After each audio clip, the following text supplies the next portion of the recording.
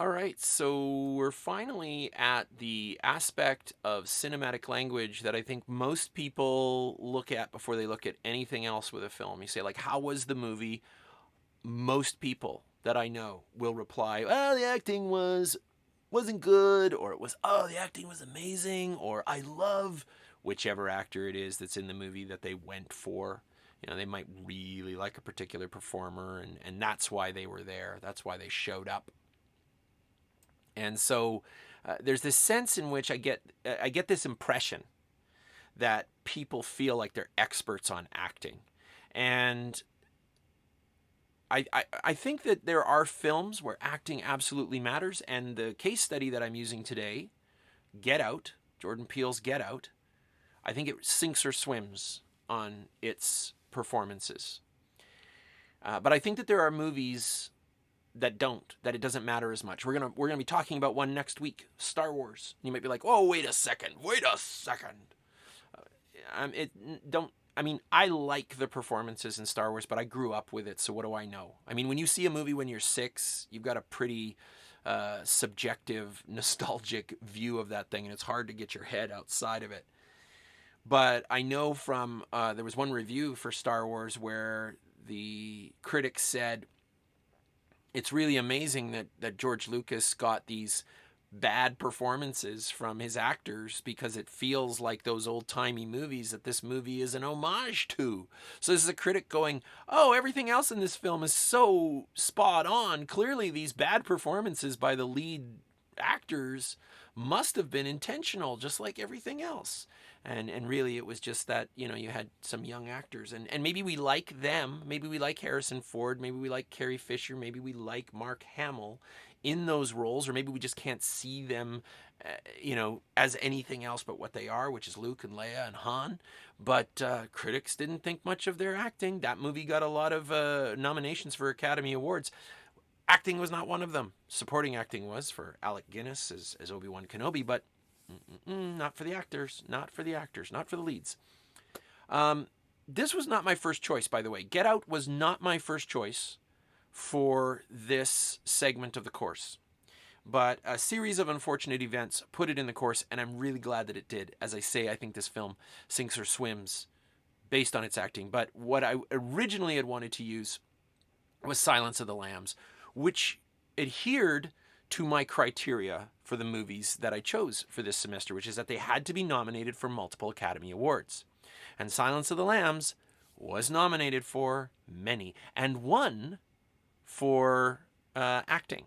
And so I was like, oh, I got to have that. But the copy that I ordered turned out to be a very old copy. And I didn't notice until the day that I was going to take it into our e-reserve department to get them to put it online so that students could access these movies. And I did not notice that this old copy was what we call full screen, which means it was formatted for little square TVs, old timey TVs. And I had a decision to make in that moment. I was like, okay, well, I could order a newer, shinier version of Silence of the Lambs, or I could look to my left and see what movies I have here that might work. And people had been saying to me, are you going to put Get Out in your course? Are you going to put Get Out in your course? Now, they were mostly talking about my horror course. I'm teaching a course on horror films next term. And I kept saying no because I don't think that it is like a giant of horror in ways that are significant about the genre. I think Get Out is significant for reasons that have to do with race and representation. And yes, it's a great horror movie, but time will tell whether or not it's going to be one that is like hugely influential in the ways that I wanted those movies to be. But I had to admit, like, I love the movie. I think it's great. I kept, and people kept saying, are you Get Out in your course? And somebody had even asked me if I was going to put it in my intro course. And I said no, because it didn't win enough awards. And then I got thinking, oh, I really would like to put it in, though. And then this moment came up, and I looked to my left, and there was Get Out. And I thought, sure, why not? And I grabbed it. And I stopped, and I thought about it. Should I include this movie in my course? The only slot where it would really fit would be acting. That was leading right up to Halloween. I love to have some scary stuff around Halloween. Do I do it? Do I do it? And then I thought about the movie a little more, and I was like, I absolutely should. And I'm going to tell you why with the rest of today's lecture. So let's start with answering the question, what is acting? What is acting? And for once, I'm not quoting Anne Hornaday for the definition. This one comes right out of our textbook. So, an art in which an actor uses imagination, intelligence, psychology, memory, holy smoke, vocal technique, facial expressions, body language, and an overall knowledge of the filmmaking process to realize, under the director's guidance, the character created by the screenwriter. Wow, that's a mouthful. And I think we have to qualify this definition that not all actors use all of these things, and different actors are going to use different aspects of this because of the type of actor that they are. We're going to talk about different types of actors in just a little bit, but one of those actor types is someone who relies largely on their personae, the persona that they exude, and that they always are when they're on film. There are some actors who are just they're always who they are. They're not really, there's no real shift from it. Like, people will often say, like, Morgan Freeman is a great actor, and I'm like, Morgan Freeman has a great persona, and I think he's a great cinematic performer in that he knows how to hit his marks, be where the camera is tracking, but is he, is Morgan Freeman a particularly different persona from film to film? No. And when we think about vocal technique, is Morgan Freeman doing something with his voice that makes him sound different? Or is it just Morgan Freeman's awesome voice that he was born with, right? Like, he came out that way. Like, he didn't come out that way, but his voice is part of who he already is. He comes locked and loaded with that voice. It's not the same thing as somebody like Andy Serkis voicing Gollum, or Andy Serkis playing a completely different role in, say, a movie like Black Panther. Andy Serkis has this wide range of vocal technique. And when we compare that with Morgan Freeman, and Morgan Freeman has a wonderful voice. It's the kind of voice that you might want to fall asleep to, but is it amazing vocal technique? I don't know that you could say that, right? In some cases, body language. Some people are, they're big people, and so their body language has that sense of strength. Arnold Schwarzenegger's body language is, I'm huge, right? But if he's supposed to be playing something else, he always has this sort of like awkward nature to him. Like, watch a Schwarzenegger movie where he isn't blowing people up, and his body language just has this sense of like, I'm going to knock something over.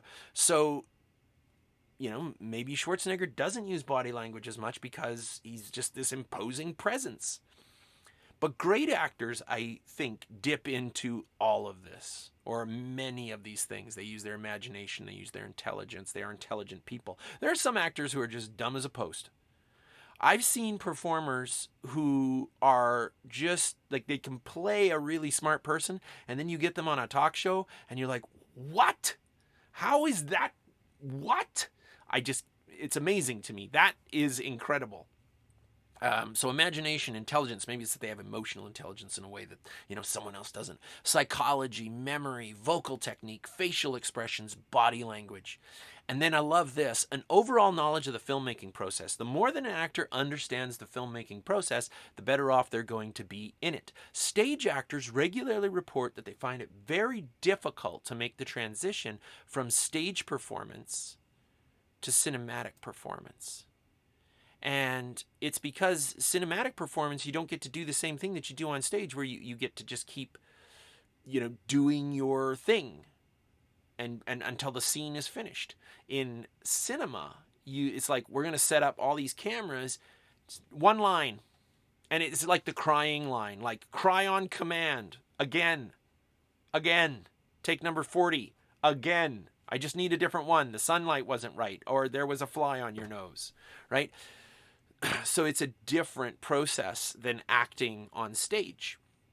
So knowing the filmmaking process is important. Actors who play in special effects films regularly get skill sets that allow them to do it over and over again. And I'm sure that it's one of the things that goes into the casting director's mind when they're like, oh, who should we pick to be in this movie that's going to involve a lot of green screen technology.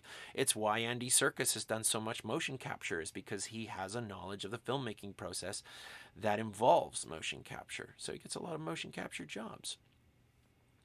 Now, the lead in Get Out is an actor named Daniel Kaluuya. And he was nominated for an Academy Award for his performance in Get Out. And I think one of the ways to understand Kaluuya's range is to look at his performance in Get Out, where he is coded as weak and vulnerable, and then look at who he is in Black Panther. I mean, he's riding around on rhinos. He's fighting superheroes. This is a very, very different role. And he plays both and sort of disappears into them. I don't sit there going, oh, that's that guy. I recognized him only after having seen Black Panther a few times and having watched Get Out in close proximity to that. I was like, oh, that's that actor. But I was shocked at that, because the way that, in terms of mise en scène, the costuming department bulking him up, or maybe he just bulked up, but just the way that he exudes presence in Black Panther is very distinct from the performance that he brings to the table in Get Out. And this is important not only to say, like, Kaluuya's got range, but to also note that performance is directly related to genre. And it's one of the reasons, coming back to the movie that I would have been talking about this week, it's one of the reasons that I can't accept Silence of the Lambs as a horror movie. It's on all sorts of lists for being a horror movie. Are there horrific elements in it? Yes. Is it a horror movie? I don't think so. Why not? Because the female lead in that movie is not coded as a female horror lead, or even a horror lead, period. Because Chris Washington, the character that Daniel Kaluuya plays in Get Out, is a good example of what a horror protagonist should be. They have to have, they have to be a bit weak. They have to be vulnerable. They have to be in a position where they can't control everything that's going on. And the lead character in Silence of the Lambs is very capable. She's one of the most intelligent people in the film. She's a very, very capable agent. And so, is she weak? Is she defenseless? She's not. And Kaluuya plays that here. Not because it's the only thing that he can play, because he certainly doesn't play weak and defenseless in Black Panther. But in Get Out, that's what he has to be, because that's what horror films need. Horror films need leading players who can play that vulnerability, that they are, when they get into trouble, there's a chance they won't get out, right? Ooh, I didn't even intend for that to happen. Ooh, if there's a chance they won't get out. The textbook talks about the interplay of performance and effect, and what effect performance has on a film. And there's this concept that of initial interest. Our interest in a movie is often sparked by the actors featured in it. It might not be that those actors are particularly good, or even good for the part that they're playing. I mean, there have been some atrocious casting choices in the past few years that a number of people have been up in arms about, and rightly so, where, a Caucasian woman is cast as an ostensibly Asian woman in, say, a movie based upon an anime film. But why was that choice made? Because they know there's going to be interest, and connected directly to this, the idea of a movie's financial success, that the power of some actors to draw an audience is frequently more important than any other factor. So, like it or lump it, Hollywood is a money-making machine. Movie industries are money-making machines. Even indie films want to make money. They want to make another movie. They want to make enough money to pay their bills, but they also want to make enough money that they can make another movie. And every now and again, I hear people who see themselves as film aficionados talking about the way that Hollywood operates, or the way that different film industries operate. And they'll say, like, they'll talk about it like we need to get back to some pure past when films were just art for art's sake. That is not a part of film history. I mean, there are these moments where we get these branching offs, these moments where you like someone goes off in an avant-garde direction and does something that's like art for art's sake. But the core of what happens in film is about the industry and is about making money to be able to make another movie, because movies are expensive to make. And since movies were made from the very beginning, it's been about making money, because you want to keep your production company afloat. You want to pay your bills. You want to be able to make the next movie even more spectacular than the last one. And so money, economics are they're a big factor. And when it comes to actors, man, that's important stuff. I mean, just look at these posters. There's one poster here for Gravity, and Sandra Bullock and George Clooney's names are up at the top. Alfonso Cuarón, yeah, he directed it. We're going to put him beneath the actors because we know you're not coming for Cuarón. I am, but nobody else is. They're coming for Sandra Bullock. They're coming for George Clooney. I mean, I'm coming for Sandra Bullock and George Clooney too because I'm a fan. But that's what's selling the movie, because maybe you don't know anything else about the film, or maybe you're not really into movies about space, but boy, you sure liked Sandra Bullock in whatever movie it was that you liked her in, or George Clooney in whatever movie, or Nicole Kidman and Ewan McGregor in Moulin Rouge, way up at the top. Where's Baz Luhrmann's name? Nowhere to be seen. It's very rare that directors get that kind of billing. You've got people like Quentin Tarantino, who their name will sell a movie. Steven Spielberg, his name will sell a movie. But Baz Luhrmann, when Moulin Rouge came out, nobody knew who he was. I would venture to say that there are many people who still don't know who he is. And so if you're going to sell the movie, you're going to put Nicole Kidman and Ewan McGregor's name up there, because Kidman had been in a ton of movies, and McGregor was an up-and-coming rising star. He had been in Trainspotting. He had been in Star Wars.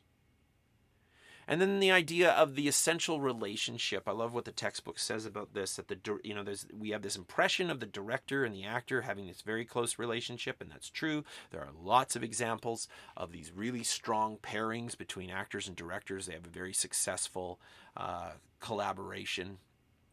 Johnny Depp, Tim Burton, many movies made by them as a team.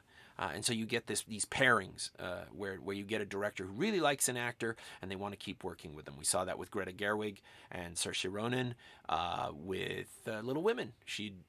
Ronan had been in Gerwig's Lady Bird, and you like working with somebody, you want to work with them again, you know that they're capable, you enjoy that relationship, you bring them back in. But the essential relationship that your textbook talks about is the relationship between the actor and the camera. And I've got this shot from Get Out of Bradley Whitford playing the father of Rose, Chris's girlfriend, and Catherine Keener playing Missy, Rose's mom. And it's such a great shot in the movie, and I think it's a great example of the actor having the relationship with the camera. Because at this point in the movie, we're so invested in Chris's survival. We know Chris is in trouble. We know he's in very serious trouble. He needs to get out. And he comes back to the house with Rose and walks up into the house. And as he passes Dean and Missy, Dean, played by Bradley Whitford, with this big smile on his face, and Missy with her dead stare, she's just so good at having this cold, lifeless gaze. And she's casting it as he walks up. No smile. It's almost just like she's like, there is no point in me dissembling anymore. But as the camera goes by her, she does this incredible thing where she turns her face into Bradley Whitford's coat, into his shoulder, and she kind of rolls her eyes. Like the whites come up for just a little bit. And it's not overt, it's not mugging for the camera, but it's definitely Catherine Keener recognizing that the person she needs to perform for, the eye she needs to perform for, is the camera, because that's going to get her to the audience. But why I think this is such a fabulous shot is because we're so invested in Chris at this point that we forget that it's a camera. We just think we're inside Chris Washington's head as he walks up the steps, and Missy, with a dead stare, looks at him. And we're just like, oh, dude, you are so screwed, right? But that's that relationship with the camera. And she's not performing with another actor at that point. She's performing to the camera. I have to remember this all the time while I'm recording this stuff. Not so much for the podcast, because that's just audio. But I have to keep thinking to myself, look at the camera, because my eyes want to go all over my screens where all my information is, and I want to go and look over and say, like, how's my hair? And today it's like I'm channeling David Lynch. It's just a mess. But I got to look at the camera, because if I'm not looking at the camera, then I'm not really connecting with you. I'm looking over here. I'm looking over here, and we're really aware of this year with the whole COVID situation, all these Zoom meetings and Google meetings that we have. And you know, you're looking over here while you're talking to someone because that's where they are, and yet you're supposed to be looking here because this is the eye. And a really good performer knows this. A really good screen actor knows this. The textbook outlines 4 key types of movie actors, and our film has 3 of them. So Get Out has 3, but one of the movies that we looked at this semester has the one that I'm going to start with, which is non-professional actors, which are cast to bring verisimilitude to a part. And we get these in, of all places, Fellowship of the Ring. You would think that everybody who was in Fellowship of the Ring was some top-notch performer, but as it turns out, there were a lot of non-professional actors in the form of the cast and crew's family. So the shot that I have here are these 2 wonderfully beautiful children. They're Peter Jackson's kids. And the one little girl, she does that little when Bilbo is telling the story. They are not professional actors. They're Peter Jackson's kids. And lots of instances where movies will get non-professional actors for a host of reasons. Sometimes it's because, in this particular case, you're like, I'm making this movie, and I don't put my kids in this movie because it's my movie. I think that was a lot of the motivation here. I mean, I also think that this child is adorable, and so I can't fault Peter Jackson for making this decision. But there's there are if you ever get to see, and I keep bringing this movie up, so maybe I'm just going to have to put it into the course next time I teach it. But Gareth Edwards' Monsters was filmed for such a low budget that there are only 3 professional actors in the movie, the 2 leads and then one other character. And then the rest of the performers are non-professional actors. Like when they're in a taxi cab, they're really talking to a South American cab driver. And when they rent a boat, they're renting a boat from one of those organizations that takes you out on the bayou or whatever it may be. That movie is chock full of non-professional actors. And it really does bring a sense of verisimilitude to the movie. There's always a sense of this being very real in that film.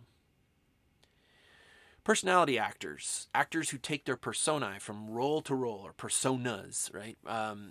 They take their personae from role to role. The way that they are, it's the Morgan Freeman thing. Morgan Freeman is Morgan Freeman in just about every movie that he is. You don't really go like, wow, what an incredible difference. George Clooney is a great example of this. We're going to see George Clooney coming up in Gravity, so I thought I would include him because he's one of the best examples that we have of this semester. I think Harrison Ford is another example. Some people would disagree with me. I'm like, no, you just like Harrison Ford. You dig who he is. You think he's pretty cool. But I can't think of a lot of Harrison Ford films where I go, that was a really huge leap from everything else he's ever done. George Clooney, same thing. George Clooney is always charming. George Clooney has always got that little half-cocked grin. And the only time that I remember being like, wow, George Clooney, was when he made the leap back into comedy when I saw him in Oh Brother, Where Art Thou, the Coen Brothers movie, because he had primarily been doing like semi-action parts, like he did sort of thriller flicks, and you know, he'd be like a very masculine leading man, but he did a lot of drama as well, and some romance, and that was what I was expecting from him. And then he's doing comedy, and I really shouldn't have been surprised by that because he got his start on comedy sitcoms in the 80s. But George Clooney is George Clooney. And if you like that, then you see a George Clooney movie, you'd be like, oh, I got to go see that one. Don't like George Clooney, you know to stay away because he's always going to be George Clooney. I think the same thing of the actress who plays Zelda in Shape of Water. Every movie I've seen her in, it's more or less the same personality. And casting directors make those decisions based upon that. I know that when I was in theater, when we would be doing auditions, sometimes someone would audition for one part and I'd be like, no, but they're perfect for that other one because of the way that they just were, what their persona was. And I think that, a lot of actors, a lot of famous actors are perceived as being great performers, but what they are is they're people who have very charming personae, or their personae is like unsettling. Christopher Walken can be a very, very creepy dude. And that was sort of what he made his bread and butter off of that for a while. He's got a lot more range than just that, but he can really leverage that, kind of unsettling character. Bradley Whitford, who plays Rose's father, this seemingly ultra liberal, somewhat woke, but still awkwardly, marginally racist. He's always kind of played the same guy in just about every movie I've ever seen him in. I haven't seen him in everything he's ever been in, but he always kind of plays a guy who's got a little bit of sarcasm. He jokes around, very white bread, very, very typically Caucasian. Bradley Whitford is not going to play the guy who is really into, like gangster rap unless they want to make it be some sort of awkward thing. And that's exactly how this works in this film, is that he's playing to type. It's like Jordan Peele was like, who's the whitest guy we can get? And they're like, Bradley Whitford. Here he is in the West Wing. This is one of the roles that he is best known for, playing Josh Lyman, working in the president's office. And there's that smile, that winning smile, and that sense of charm that he brought to Studio 60 on the Sunset Strip, which was a sort of like a play off of the true story of Saturday Night Live. And it's that same half-cocked grin that George Clooney has to some degree, that confidence. And even in Cabin in the Woods, he looks like Josh Lyman. He's got the same bloody shirt and, the tie. And he's just a regular guy. And he's ending the world, but he's still Bradley Whitford. And yes, that's the actor who played Giles, also in Cabin in the Woods. Godzilla King of the Monsters. Bradley Whitford is in Godzilla King of the Monsters, and he's Bradley Whitford.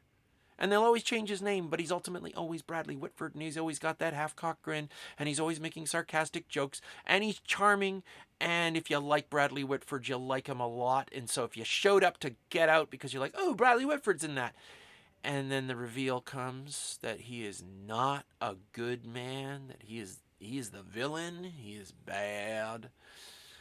The moment of the auction, Bradley Whitford with his finger up in the air, no smile to be seen, no sarcasm in sight. And what I love about this is that now we've moved from the actor who moves that persona from movie to movie to actors who deliberately play against our expectations of their persona. And so you kind of have to have the established persona in the first place to play against it. I used Steven Spielberg's version of War of the Worlds last year, which starred Tom Cruise. And I had a student who was clearly a huge fan of Tom Hanks. Big Tom Hanks fan. And her argument was that Tom Hanks should have played the part that Tom Cruise did. Battle of the Toms. Instead of War of the Worlds, the War of the Toms. And I disagree. And the reason I disagree is because I think what Steven Spielberg was doing in his version of War of the Worlds was using Tom Cruise, who was known and continues to be known as an action movie lead, to throw the audience off. They'd come in and go, it's Tom Cruise, he's going to kick some alien ass. And then the character that he plays isn't the alien ass kicker, he's just a deadbeat dad. And the audience is like, whoa, didn't see that coming. It was frustrating for some audiences, I know. But the other reason I think that Spielberg would have done something like that is that even though Tom Cruise was wacky and wild that year in the talk show circuit, he was still loved as an American everyman. And I think that's the same sort of thing that Bradley Whitford brings to Get Out, is that American everyman for the white guys who showed up to the show. A lot of people, coming to Get Out might be like, oh, it's that guy from the West Wing, or oh, it's that guy from that show, or he was just, I loved him in Cabin in the Woods. I don't know. But he doesn't come across as menacing, that's for sure. Bradley Whitford's the last guy on earth that's going to come across as like, oh, I bet he's the villain. And this movie does some smart moves to throw us off the scent early on. And I'm going to talk about those in just a little bit. One of the other types of actors that the textbook identifies is the chameleon actor, actors who seem to be different in every role. Anne Hornaday says the best actors utterly transform themselves, physically, vocally, and psychologically. This is what I was talking about back at the beginning when we were looking at that definition, to become the person they're playing. And Meryl Streep, I think, is the best example that we currently have. She is, of her generation, one of the great chameleon actors.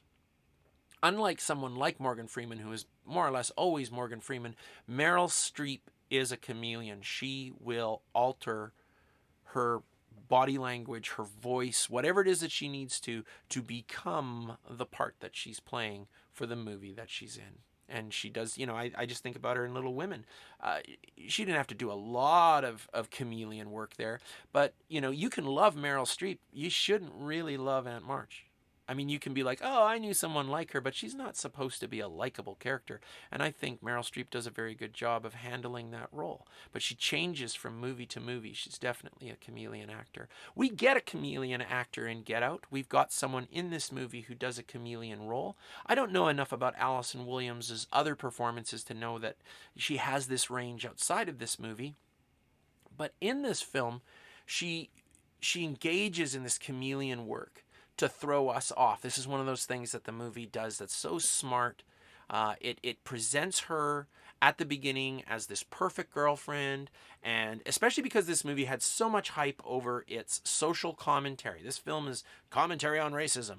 And so someone might come and they're like, I'm totally woke and I'm really aware of what's going on and I'm anti-racist. And they start watching this movie, and Rose, played by Allison Williams, comes across that way at the beginning of the film, and she's assisted to some degree by the costume department here, and the lighting is helping along too. We've got some nice diffuse lighting to soften up her features, but she's just great. And when she chews that policeman out for asking for Chris's license, we're with her.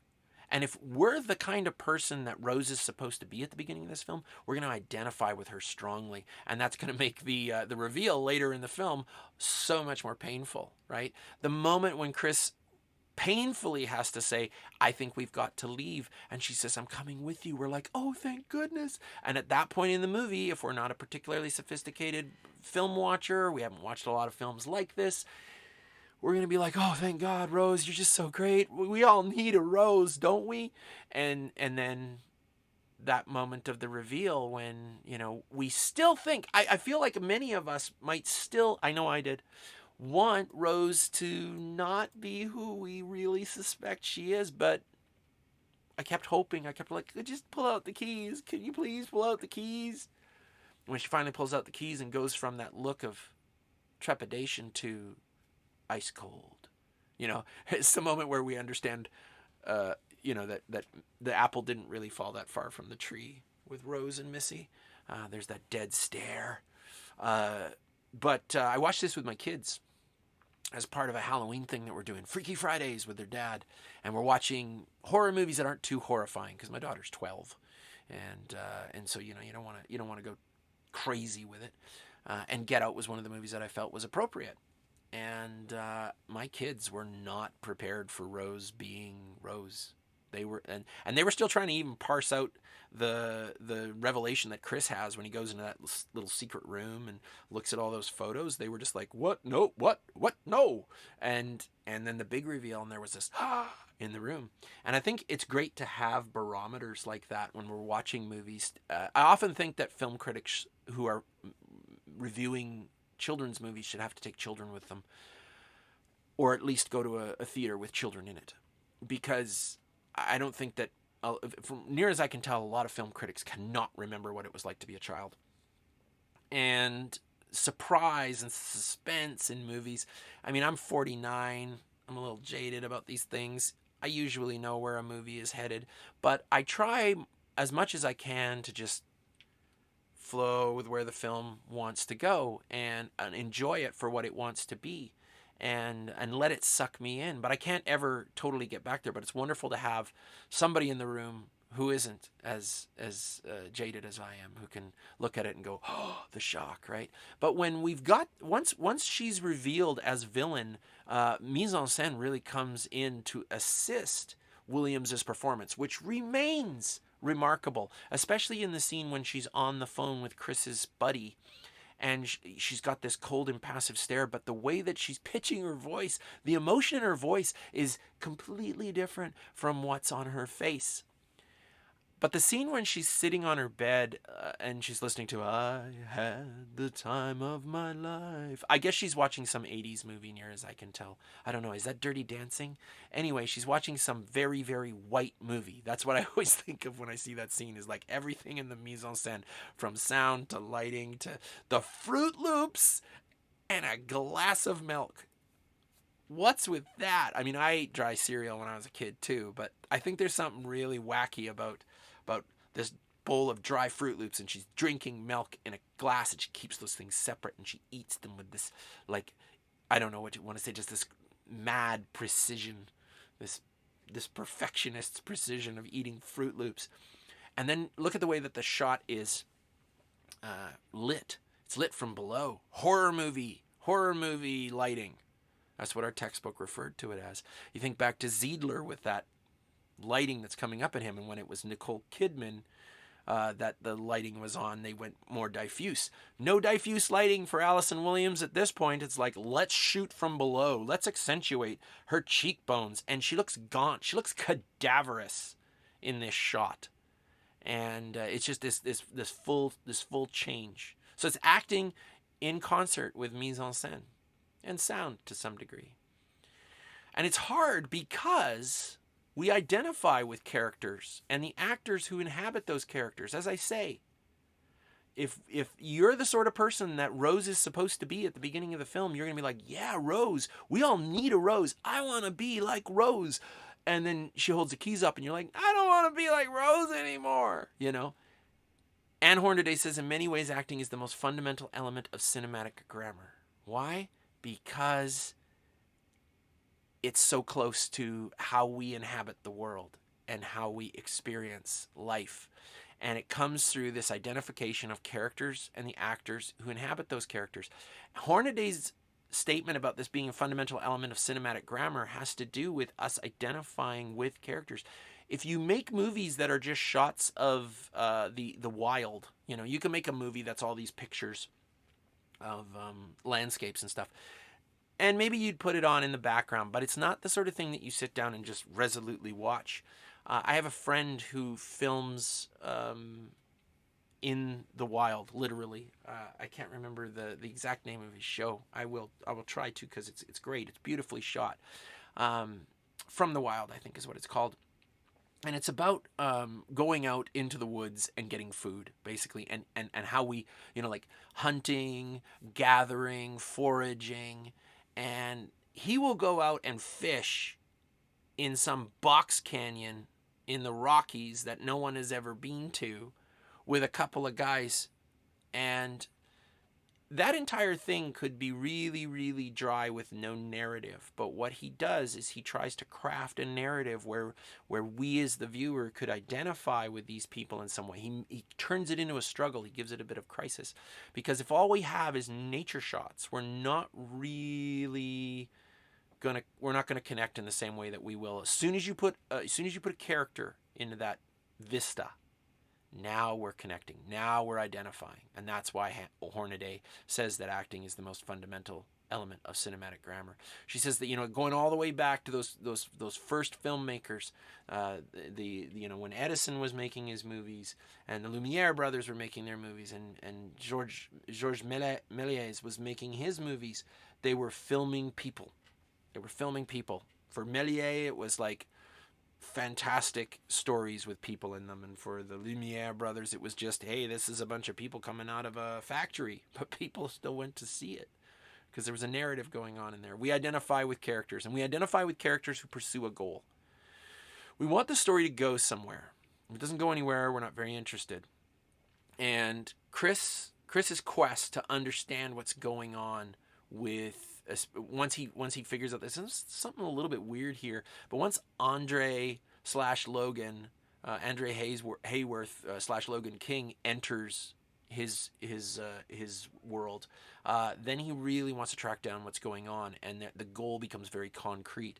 That's pretty typical in a horror movie. What's going on? And so the strong goal-oriented aspect to it. We identify with characters because of our own behavior as people, and horror movies are a great way to see this manifest, because if you have expressive individuals, or if you just even check your own sort of emotional landscape as you're watching a horror movie, we identify with the characters because of our own behavior as people, and we will speak about it in this way. Don't go in there.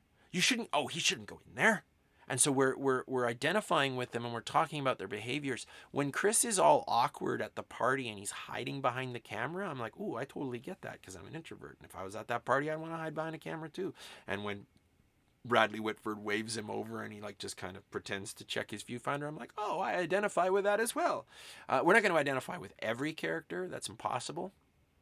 But the lead characters have to resonate with a lot of audience members, or the film isn't going to work in the way that I was speaking about earlier with the financial side of things. We identify with behaviors consistent with our general state of mind. We are engaged in role playing. We get invested with a character and we start to think, what would I do?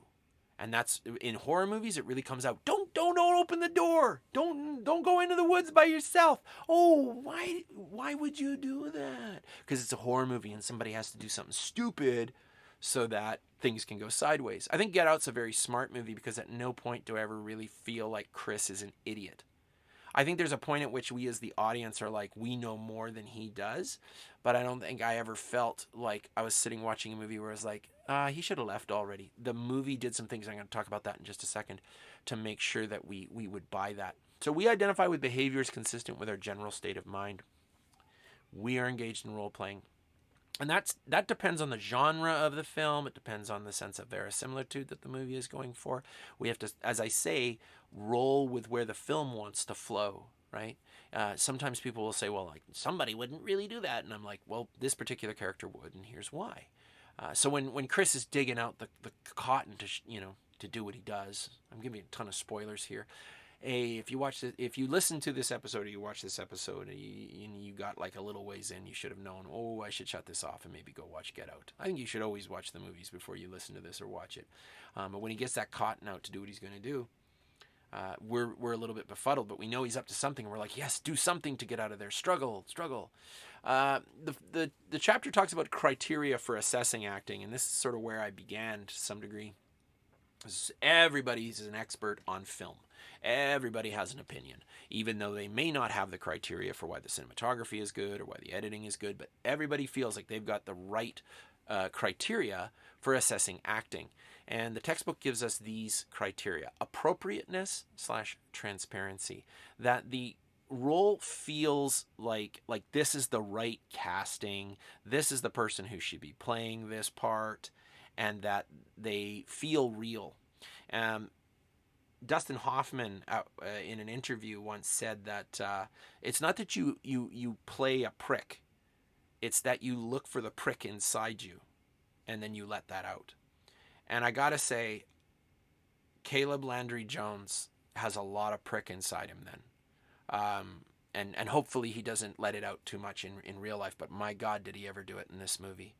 Jordan Peele said that they did a number of takes for this sequence, and that Caleb Landry Jones brought it every time and was just menacing and creepy. He works so well in this role that I feel like I would have a Joffrey moment with him.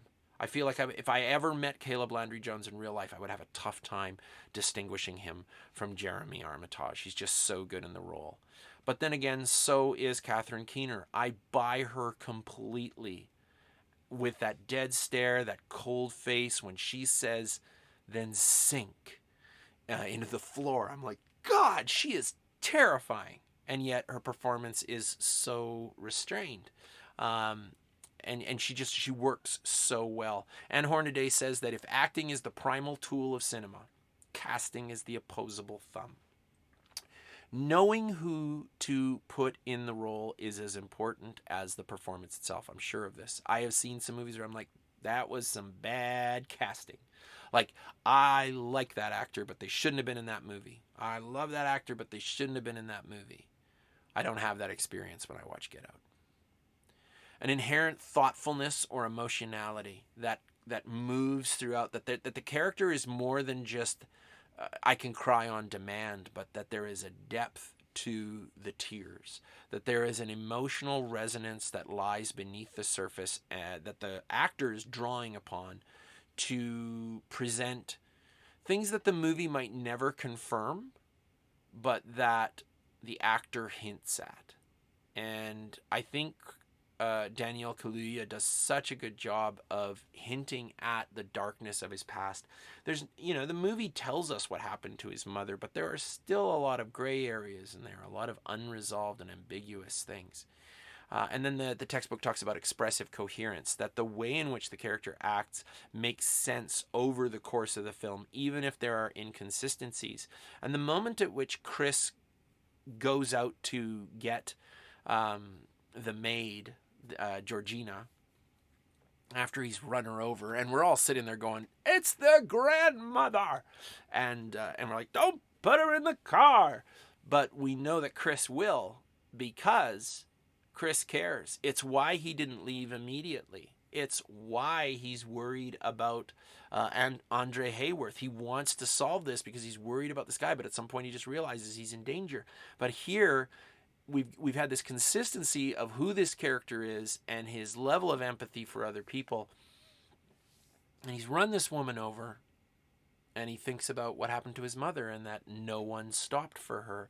And it has this expressive coherence that goes beyond the story note of, well, it was like his mom.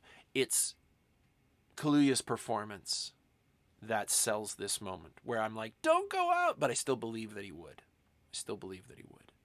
A wholeness and unity to it that moves through the entire picture, so that the point at which, he's got his hands wrapped around Rose's neck and we're like, kill her. We all might feel that as the audience, but I understand when the movie doesn't have Chris kill her, why that's the case, because that's not who Chris is. And the movie doesn't change him at that point. He's not become a monster. He will not be monstrous at the end. And then finally, I just want to come back around to the idea that this movie sinks or swims on performance. Lakeith Stanfield's performance as Andre Hayworth at the beginning of the film, and then Logan King later on, fabulous. Mise en scène playing into this, right? At the beginning, he's got a bit of a beard. Later on, he's clean shaven. Clothing changes. Chameleon moment.